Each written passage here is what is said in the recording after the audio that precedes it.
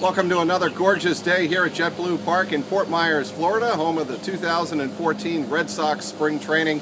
I'm Mike Petraglia, joined by WEEI.com senior baseball writer covering the Red Sox, of course. That is Alex Speier. Alex, today the big story, of course, David Ortiz spoke. A lot of people want to know, does he think he'll be back with the Red Sox?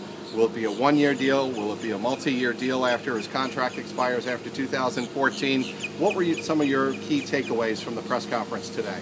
Ortiz reiterated that he's looking for a one-year extension beyond the 2014 contract that he has. He says that he feels like he's earned the right for that. It's a question of he did say that he views it as a question of respect as much as he does that it's a contract. And he said that, look, I'm one of the greatest Red Sox of all time. And he said, I don't like to say that usually, but sometimes it's good to remind people who are critical of my desire. When I expressed my desire for a contract, it's not like this is some schmo saying he wants a contract.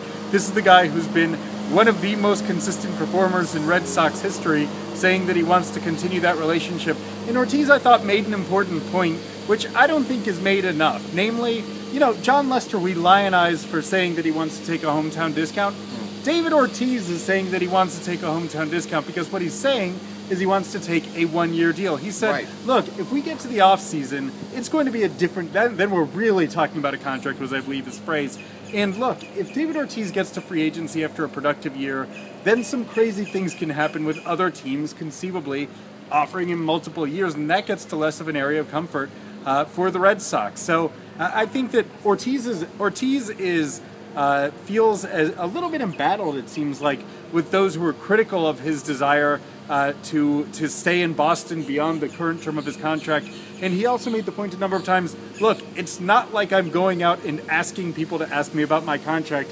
People ask me about the contract, and I'm real. Like David Ortiz said, I'm legit. I'm straightforward. If you ask me a question, I'm going to answer it. You guys ask me contract questions, I'll answer them. He wants to stay with the Red Sox. Let me ask you, Alex. We were both there, and we heard him also say that he uses the haters, as he said today, as motivation. And particularly the talk shows, the talk radio, all of the hype around his contract as motivation. Do you think deep down it really does motivate him? No. He's awesome. He's been awesome in his career. He doesn't need any extra motivation. He doesn't give a damn about when he's stepping to the plate. He's not thinking about the haters. He's thinking, I'm David bleeping Ortiz. And I don't think that it makes a lot of difference whether or not he has that motivation or not, because let's face it, we've seen him be an outstanding player at times when he's had long-term job security. We've seen him be an outstanding player at times when he's been playing for his next contract. I don't think that that's what, I don't really think that that is what fuels David Ortiz. What fuels David Ortiz is an intense desire to be really good, to be part of a championship club, and the hard work that he wants to put into pursuing those goals. He's 38 years of age, Alex. Does he realistically finish his career here in Boston, and does he belong in the Hall of Fame? Those two questions. He does finish his career in Boston. I think that it would be ridiculous. I think that the Red Sox are mindful that it would be a PR disaster if he ever went elsewhere. This is a guy who you make a point of keeping around. Does he finish his career in the Hall of Fame? That's a far more complicated question, in particular by virtue of the positive test, regardless of how you view the positive test in 2003, whether or not it was legitimate. Let's not forget that the Players Union and indeed MLB both kind of came out in Ortiz's defense after that one. Nonetheless, there are going to be a lot of people who will not vote for him simply because of that positive test. And, you understand where those people are coming from, certainly, regardless of your own feelings about Ortiz and how he came about his kind of remarkably consistent career track record. So, absent questions of morality and ethics, you would assume that Ortiz's career track record would suggest that of a Hall of Famer.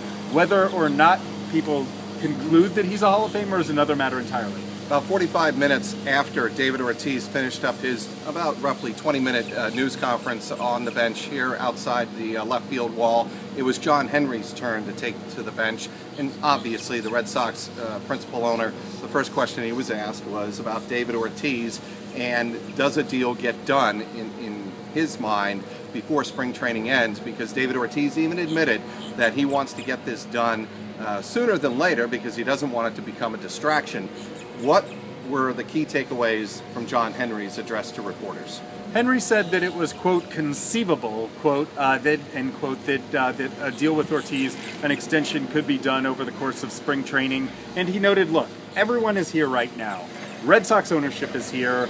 Red Sox front office members are here. Ortiz is here. Ortiz's agent is here. It would be stupid not to have everyone who's in Fort Myers sit down in the same room at the same time and figure out if there's common ground. If there is, good. They can get an extension done, perhaps. If there's not, well, then they know that, and so they can then figure out how to move forward throughout the season. But Henry also noted that even if a contract extension isn't done in spring training, that doesn't rule out the possibility that one would be done at a subsequent point. But he suggested that there would be clarity about how they'll be proceeding in spring training in relatively short order here. Something John Henry also touched on were, sometimes it would seem funny to say this, but sometimes teams can have too much money, but more specifically not know how to spend it on their resources. John Henry touched on that, Alex, and you are somebody who doesn't just cover, obviously, the major league aspect of the Boston Red Sox. You're very, very detailed in your coverage of the minor league system. How does John Henry plan to go about spending his numerous resources? It's hard. Look, you can have payroll flexibility at this point. You can have considerable resources.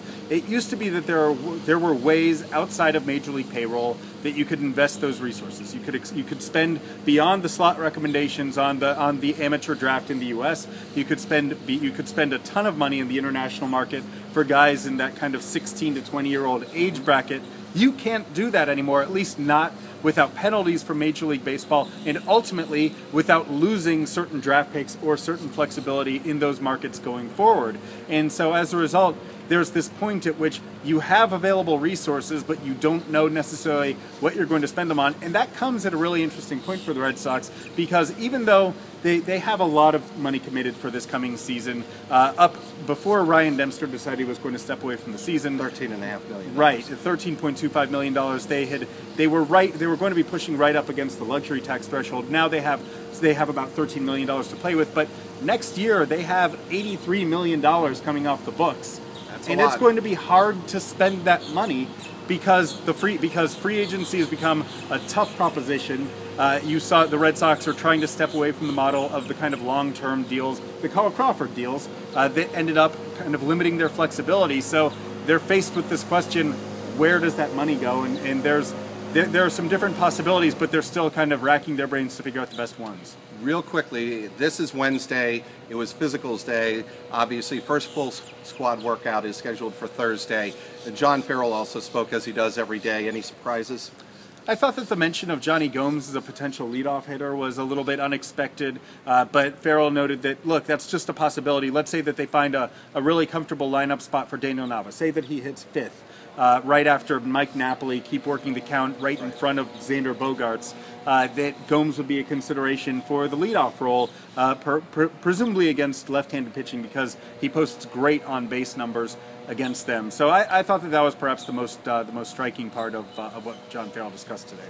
All right, day number 3 in the books here in Fort Myers. Tomorrow, perhaps Ben Cherington, Red Sox general manager, will address reporters. We'll wait and see what happens there. But for Alex Speier, I'm Mike Petraglia, live at JetBlue Park in Fort Myers, WEEI.com.